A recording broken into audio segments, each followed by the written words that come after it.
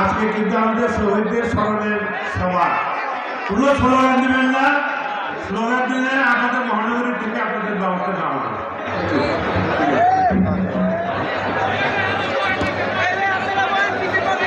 আমরা আজকে একটা স্মরণ সভা করছি। এখানে জুলাইয়ে যারা শাহাদাত বরণ করেছিলেন তাদের অনেক আত্মীয় স্বজন, ভাই বোন, মা এরা রয়ে গেছে। অনেকের বক্তব্য আমরা শুনেছি। দিনটা আজকে আমাদের জন্য অত্যন্ত,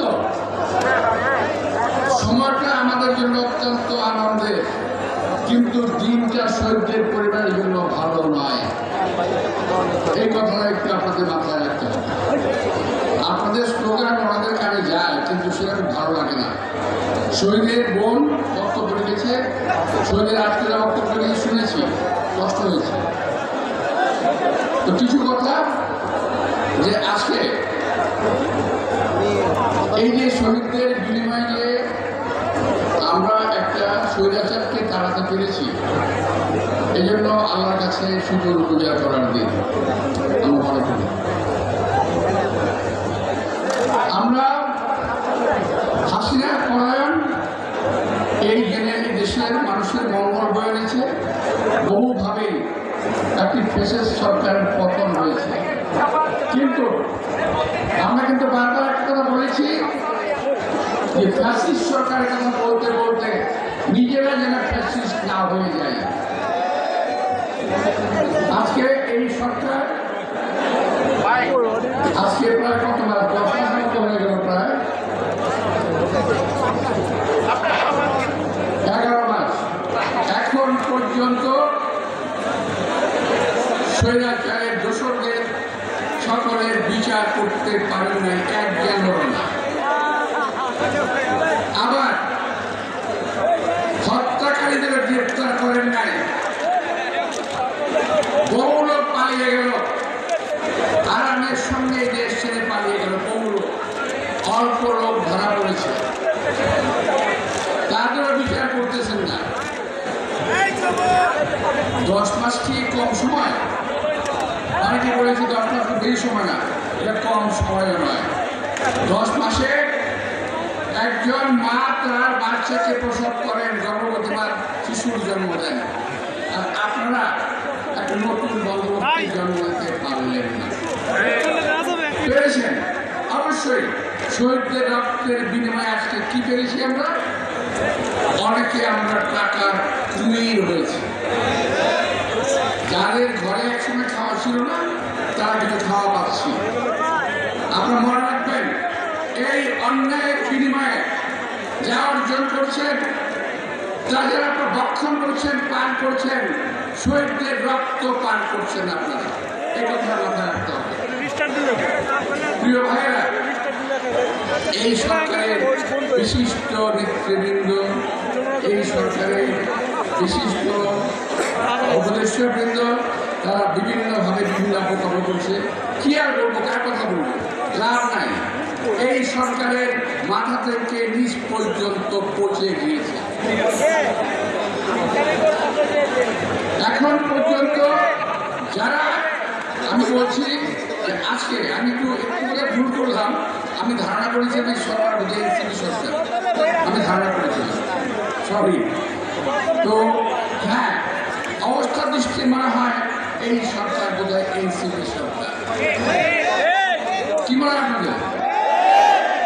ওনারা যখন যেখানে যান, প্রোটোকল পান, সরকারি protocol, police, BDR, army guard থাকে, সাকিব হাউস ব্যবহার করেন, সরকারি যায়, এর বলাকে টুইশন যায়, যে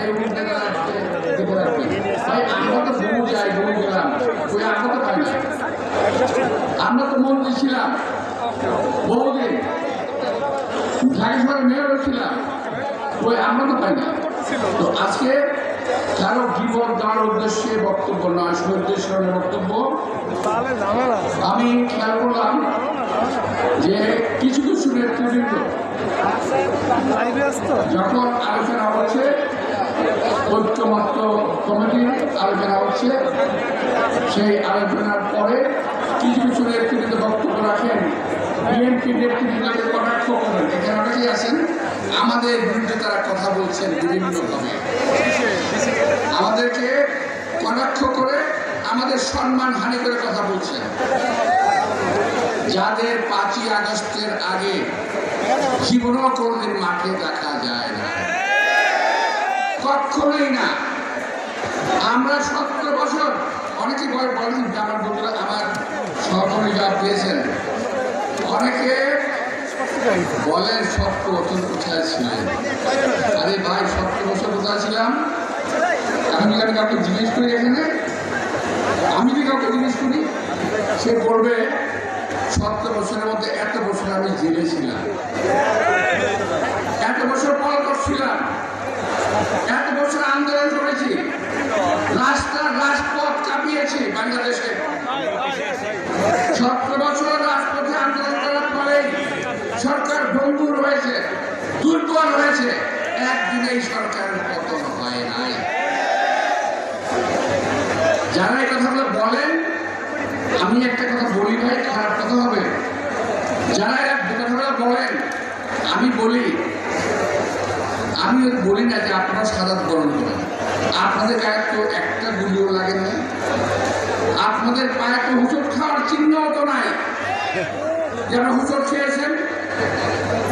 আপনাদের গায়ে গুলি লাগে না কেন? আপনার শরীর আমাকে বললেন, এতগুলো লোক শহীদ হলো, তাদের বিচারও করতেছেন না। আবার তাদের এক বোন বলে গিয়েছে এখানে পরিষ্কার ভাষায় যে তাদের খোঁজ খবর নেওয়া হচ্ছে না। শহীদ কি শুধু খবর কয়েকজন লোক হয়েছিল? এই যাত্রাবাড়িতে যারা শহীদ হয়েছে তাদের বাসায় কজন কবার এসেছে?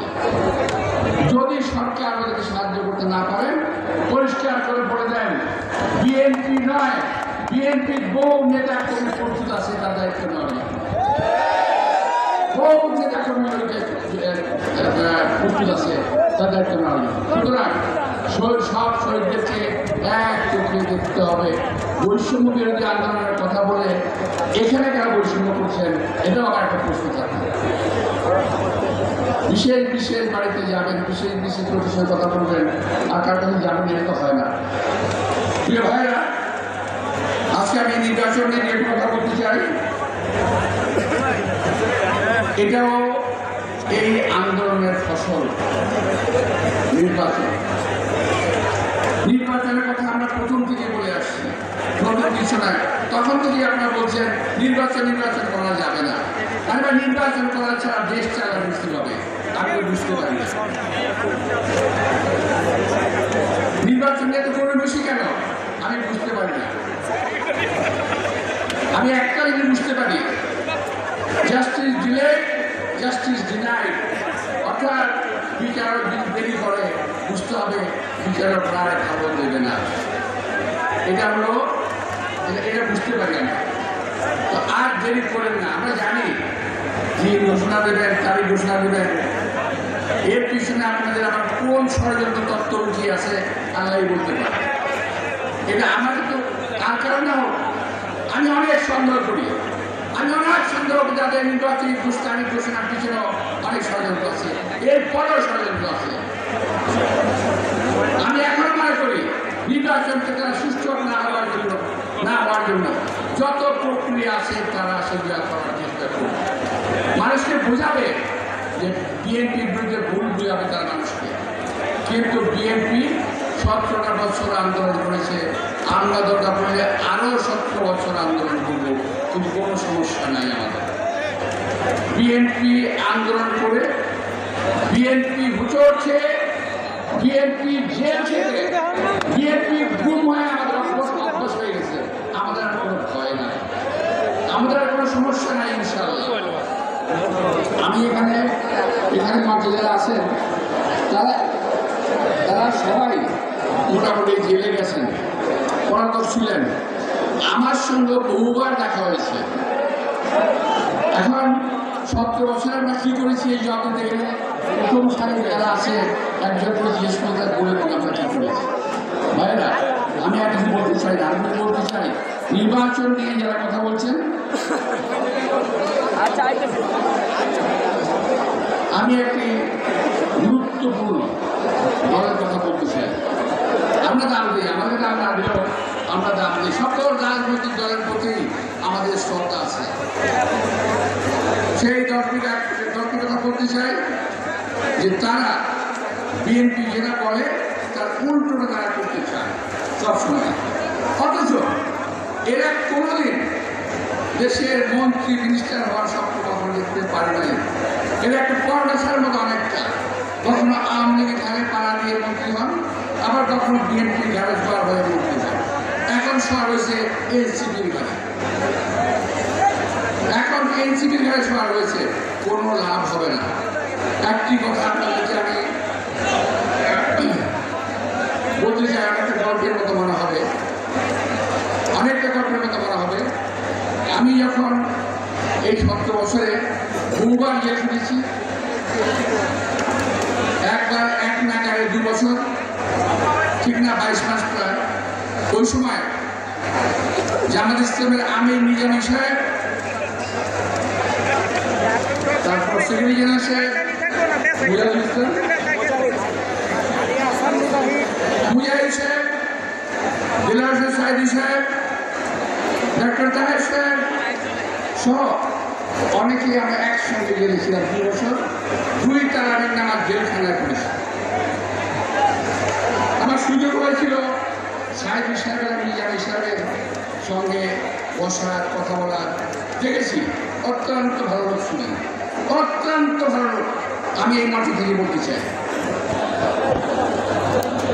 আমি একদিন মুজাহিদ সাহেবকে জিজ্ঞেস করলাম যে ভাই 8 তারিখে নির্বাচনে কেন গেলেন? ওই যে 11 পরে 2008 সালের নির্বাচনে কেন গেলেন আপনার বলেন তো? মুজাহিদ সাহেব ক্ষিপ্ত হয়ে গেলেন, এই ব্যাপারে আপনার সাথে কথা বলা যাবে না। আমি মনে হচ্ছে না, আমার সাথে কথা বলতে হবে, আপনার কেন গেলেন? 2008 সালের নির্বাচনে দেশনেত্রী বেগম খালেদা জিয়া সঠিক সিদ্ধান্ত নিয়েছিলেন, উনি নির্বাচনে যেতে চান নাই। কিন্তু মুজাহিদ সাহেব এবং জামাত ইসলাম জোর করে নির্বাচন বিএনপিকে নিয়ে গিয়েছিল। এই ছিল একটি ভুল সিদ্ধান্ত। আমি এই কথাই কারণে বলছি যে একটা ভুল সিদ্ধান্তের কারণে আপনার দলের কতগুলো নেতার ফাঁস হয়ে গেল, সঙ্গে আমাদের দলীয় নেতা সালাউদ্দিন তাদের চরিত্রে ফাঁস হয়ে গেল। আবার আপনি যদি কোনো ভুল সিদ্ধান্ত নেন, আবার যে কত লোকের ক্ষতি হয়ে যাবে এটা আল্লাহ বলতে পারে। দয়া করে কোনো ভুল সিদ্ধান্ত নেবেন না। এই কারণেই আমার এই কথাগুলো বলা। আপনারা বলছেন একটা সিদ্ধান্ত নিয়ে যাচ্ছেন পিআর পদ্ধতি, পিআর পদ্ধতি। আমি যদি এখন এখান থেকে হাঁটি, এখানে তো মনে হয় কয়েক লক্ষ লোক হবে, আমি দেখছি না, শেষ পর্যন্ত দেখা যাচ্ছে না, অনেক দূর। তো আমি যদি যাই, আমি যদি প্রশ্ন করি পিআর পদ্ধতি কি, আপনি কি জানেন, চেনেন, বুঝলেন, শুনেছেন? আচ্ছা বলেন তো ভাই, পিআর পদ্ধতিটা কি? যারা জানেন হাতে জানে না, কেউ হাতে না করছে, কেউ পিআর জানে না। ভাইরে ভাই, আমরা তো এখন পর্যন্ত ভোট দেওয়া শিখলাম না। আমাদের 15 বছরে আমাদের নতুন প্রজন্ম, আমরা যারা পুরনো আছি, আমরা ভোট দেওয়া ভুলে গেছি। নতুন প্রজন্ম ভোট দিতে শিখে নাই, আর তাদেরকে আমরা পিআর শিখান।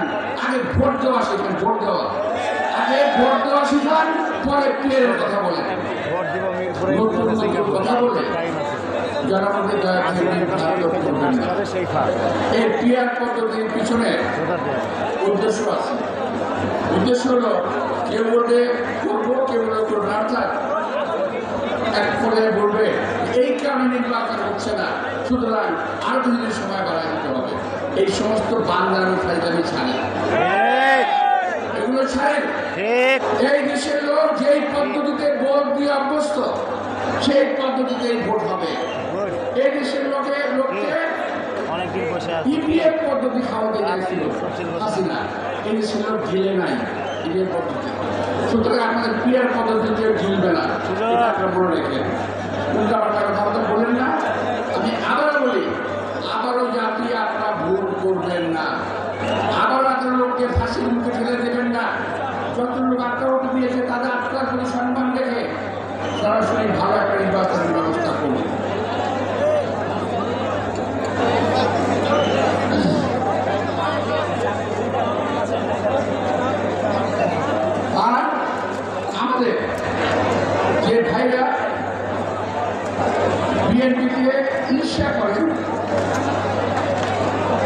উদ্দেশ্যে বলছি, বিএনপিকে ঈর্ষা করে কোনো লাভ নাই। শহীদ জিয়ার প্রতিষ্ঠিত দল, দেশনেত্রী বেগম খালেদা লালিত দল এবং আমাদের নেতা তারেক রহমানের পালিত এই দল, এই দল আল্লাহর রহমতে জনগণের অনেক বহু ভিতরে পৌঁছে গেছে। এই দলকে সহজেই নাড়ানো যাবে না। ভাইরা, যদি কেউ বিএনপিকে একেবারে এমন সব কথা বলেন বিএনপি সম্পর্কে, এই সমস্ত কথাগুলো কিন্তু বিএনপি কর্মীদের গায়ে খুব লাগে। আমরা রিয়াকশন দেই না, দিতেও চাই না। আমরা বলছি যথাযথ নির্বাচনের কথা।